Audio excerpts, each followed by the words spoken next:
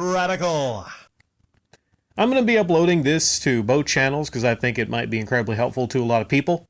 A lot of people out there have questions about the coronavirus, but here's a handy chart. Okay, I got this, I think, from MarketWatch.com. The transmission of coronaviruses are zoonotic, meaning they are transmitted between animals and people. Okay, I don't know if this is entirely true. I don't know if you can, kiss your dog or cat, and then get the coronavirus. I'm not sure about that. That's something I'm reading on.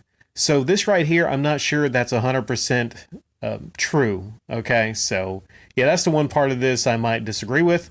Human to human transmission.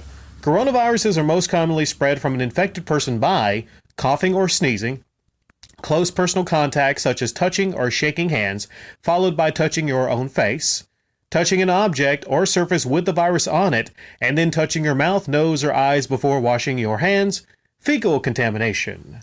And then over here to the right, we have a chart of a person that has the coronavirus. These are the signs. You will have a fever.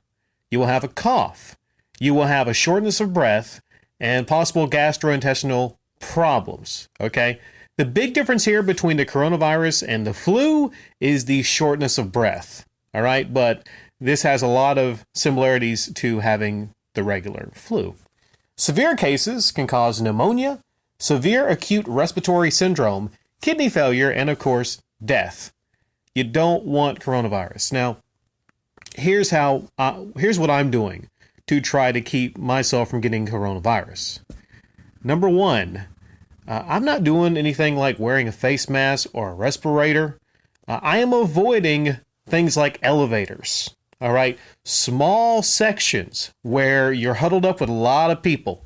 Okay, because somebody coughs and they sneeze, they might cough or accidentally sneeze on you, and boom, you got the coronavirus. All right. I mean, I'm not a scientist here. All right. I am not a scientist. I've just done a lot of reading like some of you have done. Right now, there was a report. There's conflicting reports on if it's possibly airborne. But I will say this. From what I've read, it can remain in the air for several hours. In particles. It can remain in the air. All right? I mean, that's just what I've read. Don't get mad at me if you think I'm completely wrong on this, but from what I've read, it's possible for this to remain in the air for several hours.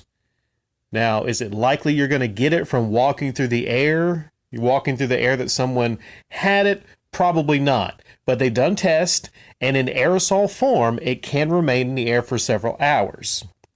But 99.999% of the time, you're going to get this.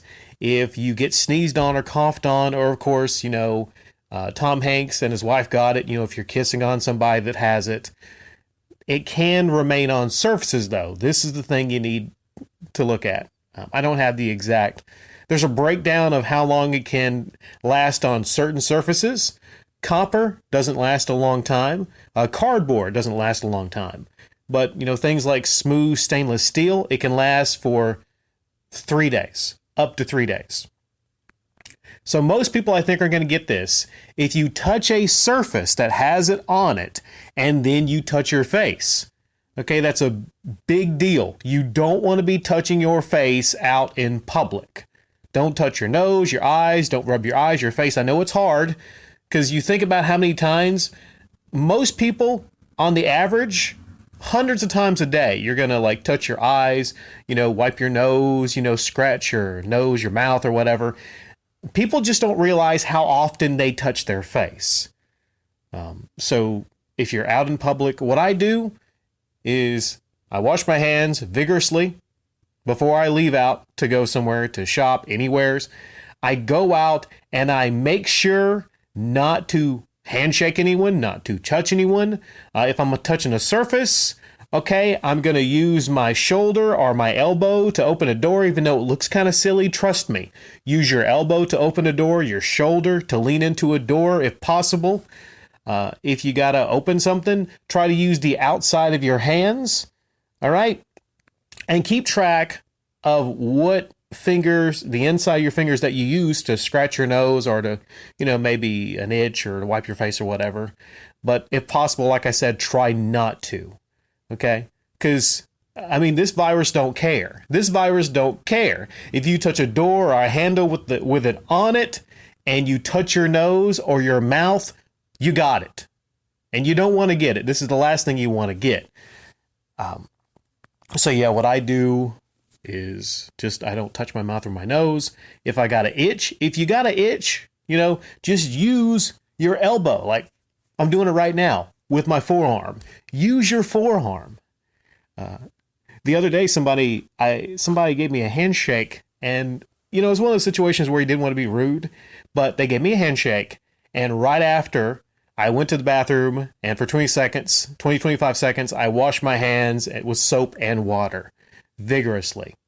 And also, I might have an update because I uploaded a really helpful video about how to survive bathroom survival guide. Someone suggested I do an update for that, a deep dive into the simple act of going to a public bathroom. All right, it used to be bad, but now, yeah, it's really bad. And I'll maybe have an update later on. I don't know if I'll upload to both channels like this one. I just think this chart right here is really helpful to a lot of you. I might have an update on just surviving bathroom trips, public bathroom trips now, a coronavirus edition, okay? We are now living in a different time. It is the coronavirus time right now, where everyone's stressing out, trying not to get this virus. And there's a lot of disinformation out there. A lot of people are focusing on things that they don't need to focus on.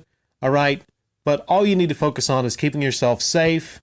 And if possible, just trying to avoid large crowds going out in public. There's a reason that they shut down the NBA. They shut down college basketball. They shut down E3. They shut down a lot of these things. They shut down a lot of these things for a reason. To try the best not to spread this coronavirus. Okay?